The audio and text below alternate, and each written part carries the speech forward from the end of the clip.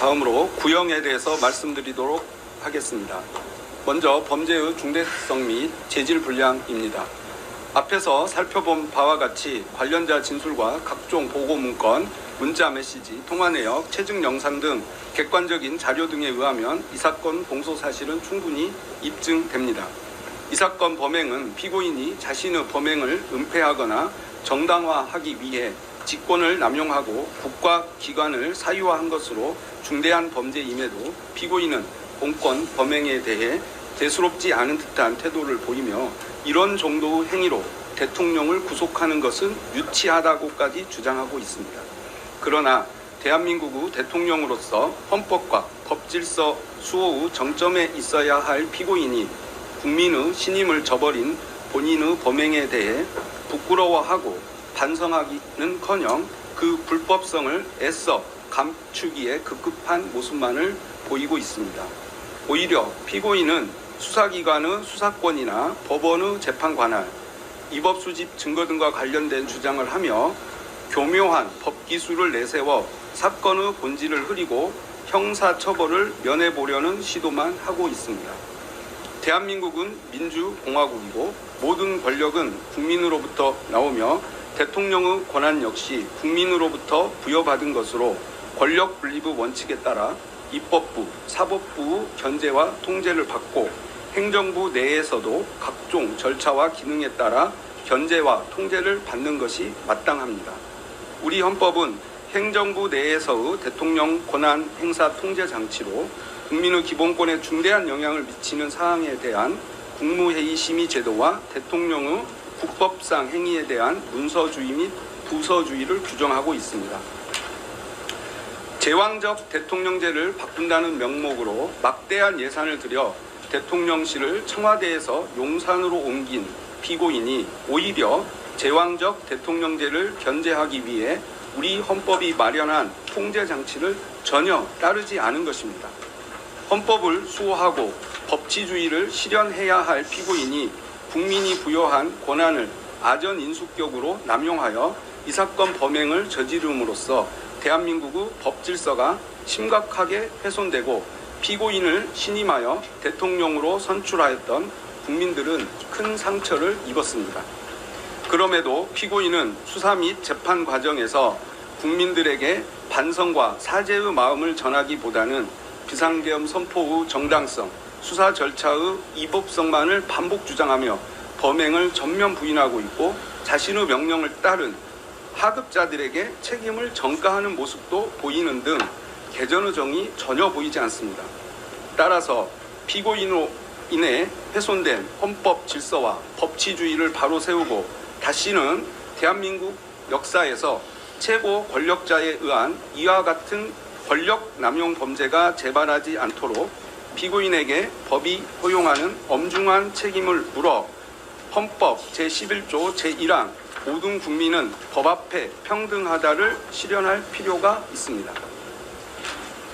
다음은 구체적인 구형량에 대해서 말씀드리겠습니다. 이 사건 공소 사실에 적용된 제명과 적용법조 법정형은 다음과 같고 경합범 가중을 할 경우 피고인에게 최대 징역 11년 3개월을 선고할 수 있습니다. 먼저 이 사건 공소 사실 중 체포방해 관련 특수공무집행 방해, 직권남용 권리행사 방해, 범인 도피 교사에 대해 살펴보겠습니다. 이들 죄는 상상적 경합 관계에 있기 때문에 가장 법정형이 중한 특수공무집행 방해를 중심으로 검토하겠습니다. 대법원 양형위원회의 공무집행 방해 범죄 양형 기준에 따르면 비난할 만한 범행 동기, 단체 다중의 이력을 보인 경우, 피해를 입은 공무원이 다수인 경우, 공무방해의 정도가 중한 경우, 반복적 범행, 피지자에 대한 교사, 계획적 범행 등 다수 가중 양형 인자가 존재하므로 가중 구간 1년에서 4년에 해당합니다. 더욱이 이 사건 특수공무집행 범행은 국가 원수를 경호하기 위해 강력한 화기로 중무장한 대통령 경호처 소속 공무원들을 사병화하여 재판의 집행인 법관이 발부한 영장의 집행을 물리력을 동원해 조직적으로 저지하도록 한 것으로 전례 없는 공무집행 형태라는 점이 고려되어야 합니다.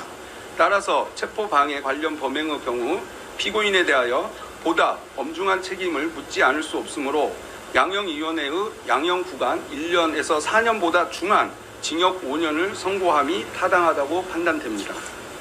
다음으로 국무위원 심의권 침해, 허위 공보, 비합본 현출 방해 관련 직권남용 권리행사 방해, 대통령 경호법 위반 교사 범행에 대해 살펴보겠습니다.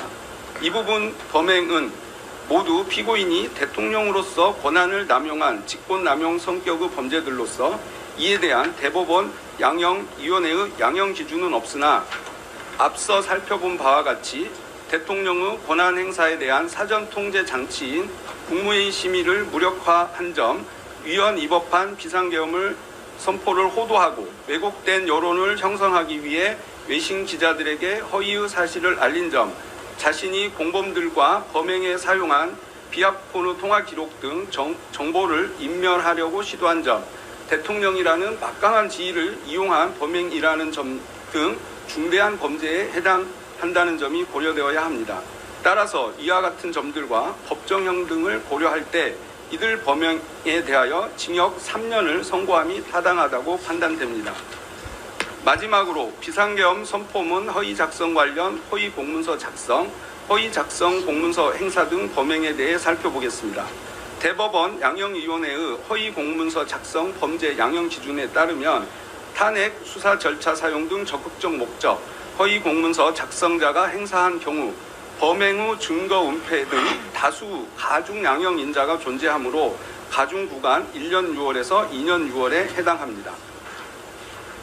특히 이 부분 범행은 피고인이 대통령의 국법상 행위에 대한 헌법상 통제장치인 문서주의, 부서주의를 전혀 준수하지 않았음에도 이를 사후에 은폐하기 위해 허위의 공문서를 작성하여 탄핵 심판 또는 수사 절차에 사용하려고 하였고 이후 문제가 될 것을 우려하여 이를 무단으로 폐기까지 한 것으로 재질이 매우 불량합니다. 이와 같은 양형위원회의 양형구간, 범죄의 중대성 등을 고려할 때 이 부분 범행에 대해 징역 2년을 선고함이 타당하다고 판단됩니다. 이상의 선고형을 종합하면 이 사건 공소사실 전체에 대하여 피고인에게 징역 10년을 선고함이 타당합니다. 이상과 같이 증거들에 의해 공소사실 전부에 대해 합리적 의심 없이 증명이 이루어졌으므로 피고인에 대하여 유죄 판결을 선고하여 주시고 피고인의 이 사건 범행들은 그 범정이 무겁고 죄책이 중하므로 피고인에게 징역 10년의 형을 선고하여 주시기 바랍니다. 이상입니다. 네, 변호인 변론하십시오.